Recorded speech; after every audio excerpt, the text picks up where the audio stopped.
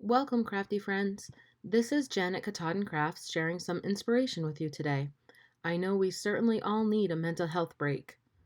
So, my friend Carrie Rhoads made a reveal wheel card last week using Lawn Fawn dies. She wanted to see other creations as well, so I decided to take her up on that challenge. I've had the a reveal wheel die set for quite a while now, but I've never used it. I am very happy that Carrie actually motivated me to do so because it was really fun and very easy. Make sure that you check out her YouTube channel, please, and her Instagram as well. So, getting right into it, I used 4 different colors of Hero Arts cardstock, which is a very nice heavyweight cardstock, and Canary, Peony, Kiwi, and Arctic.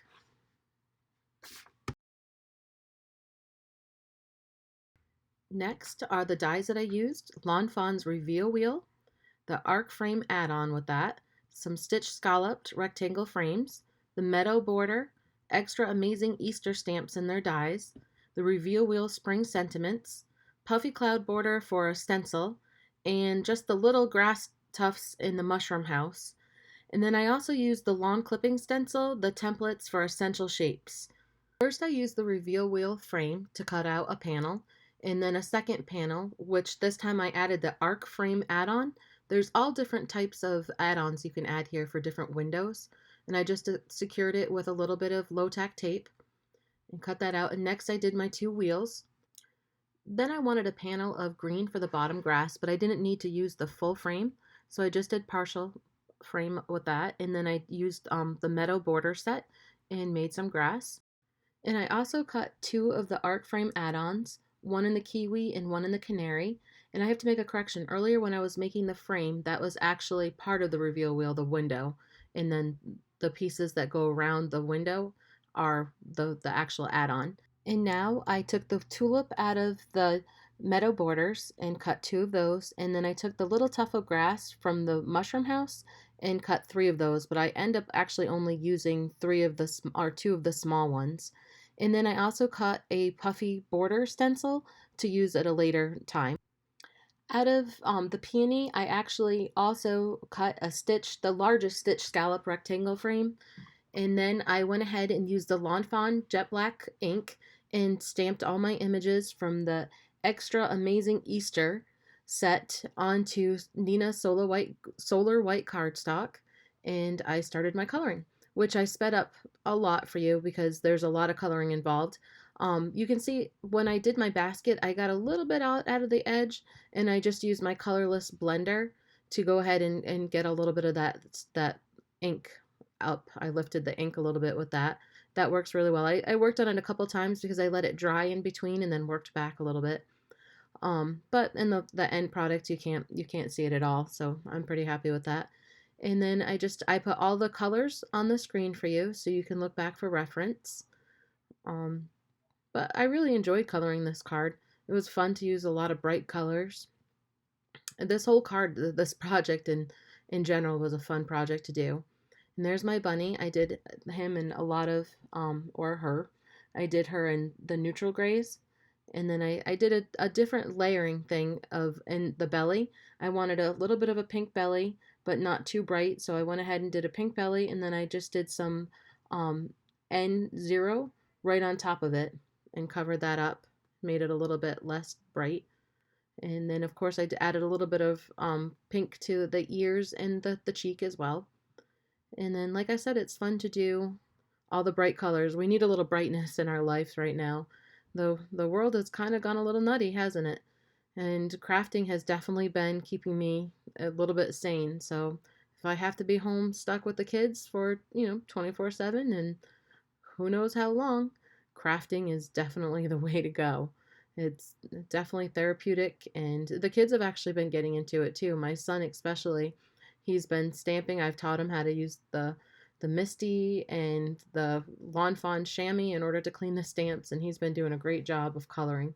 So here is where my puffy cloud border came in, and I used this with the Hero Hues Unicorn Pigment ink, and I used the scrapbook.com blending brush, the rounded blender brush. I really liked it. I just needed just a little bit of pigment ink onto the top of each stencil, And I just moved it a little bit to off center it a little bit so you didn't have a repetitive look all the way down. Clean it up with my microfiber cloth. And next I'm going to ink up my grass, the little pieces plus the larger one. And I'm going to use oxide inks for this, mowed lawn at first for the first one. And it's just I wanted the different shades of green on the grass just to give it a little bit more interest. And the little pieces were a little bit tricky, so I got out my tweezers and was holding those with that. And then for the darker one, I used the Evergreen Bow oxide ink, just again for a little bit more interest. I wanted just a little bit more shading. Put that at the top. And those I used my regular foam pads because I already have those attached to all my inks underneath with a little piece of Velcro. And then clean up that mess, and we're going to move on and start assembling the wheel. So this is a little template that you can get, and they're definitely, I don't know how I would have done it without this.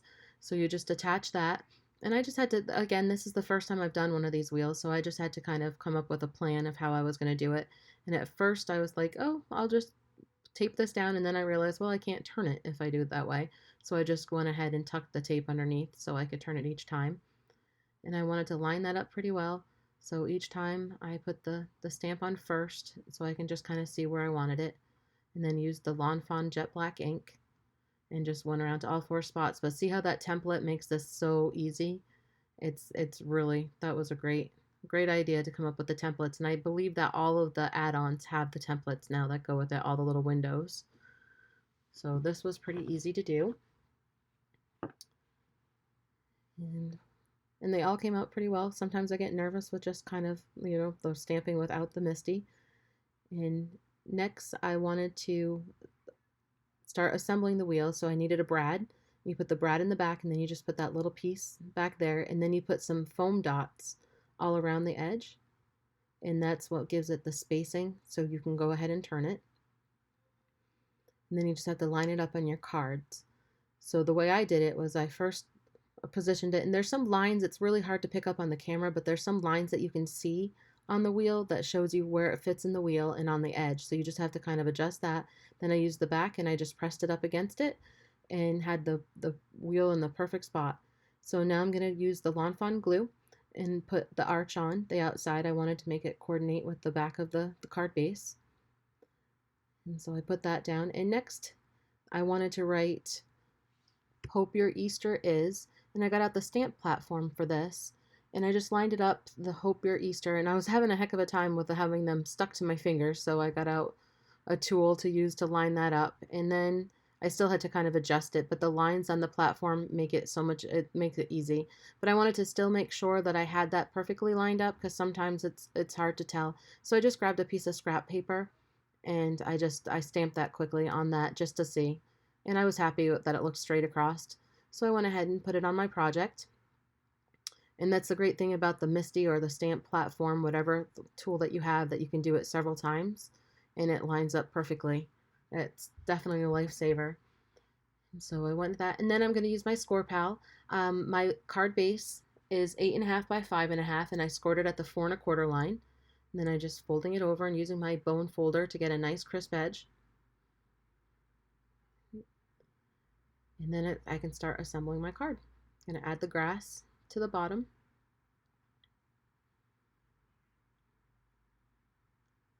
I was having a little trouble as my glue is kind of getting low. So on this project I was having a little bit of trouble. So it's time to grab out a new glue. And then I always use a scrap piece of paper to kind of push down so I'm not getting fingerprints. And now I wanted to go ahead and set and to assemble all of the die cuts. And I did use the coordinating dies from Lawn Fawn from this set in order to cut all those out. And I thought it would be cute to fill that basket with some eggs and a chocolate Easter bunny. So I did that. And then I wanted the Easter bunny to be holding another egg, to be putting it in the basket. Put a little one on that. And then the bow that coordinates with the basket, the lace around the basket. And I'll have all the colors also written out on my website. So you can always come in if you couldn't see them. If it went too fast for you to see all the colors, you can see those on my website. And right there, I was just trimming the grass. I didn't want it popping up behind the basket. I didn't want that distraction. And as you can see, I also added another egg, a loose egg at the bottom. Now I'm just putting my tulips on the card. And then I decided that I wanted to pop this up, so I grabbed some more pop dots and added those foam squares. And you can cut those easy enough to make sure that they all fit, to give it enough stability in the sections that you want. So I'm figuring out where to place everything. I want the bunny popped up too, so he could be putting something right into that basket. So I got him all assembled. And then, yep, I'm just playing with my placement. I definitely do that. And then the little chick, I decided to pop that one up too. So lots of dimension in this card, which I like.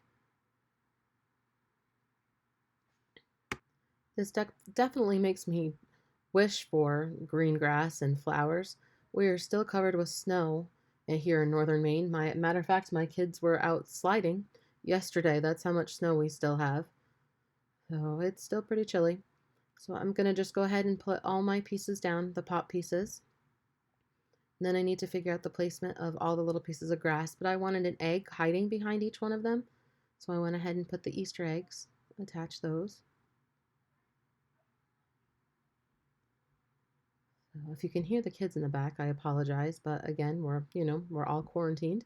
So I've got them safely tucked in the house, and it's definitely not a quiet house anymore.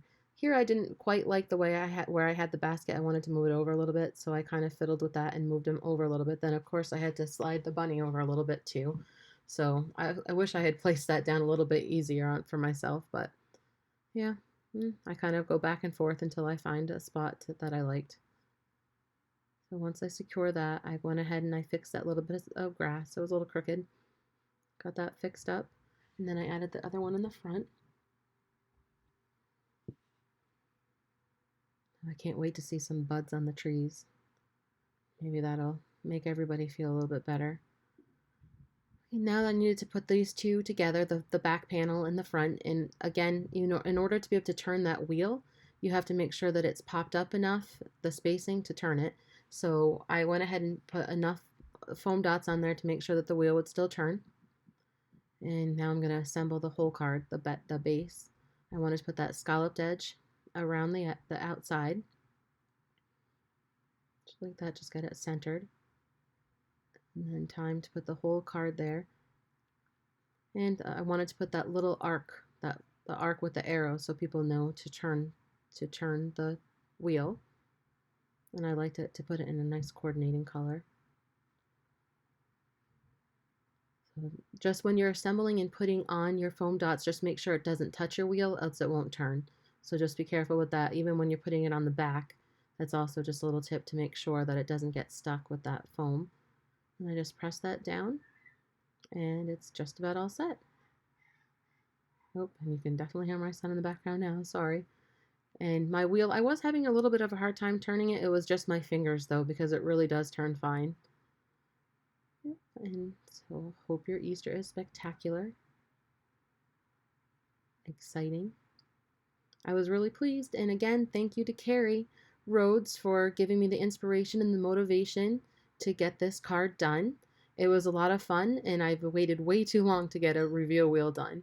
So please visit me at Instagram at Katahdin Crafts and at my webpage, katahdinkrafts.com. And if you haven't yet, please subscribe and like below. I appreciate it. Thank you, everybody. Stay safe.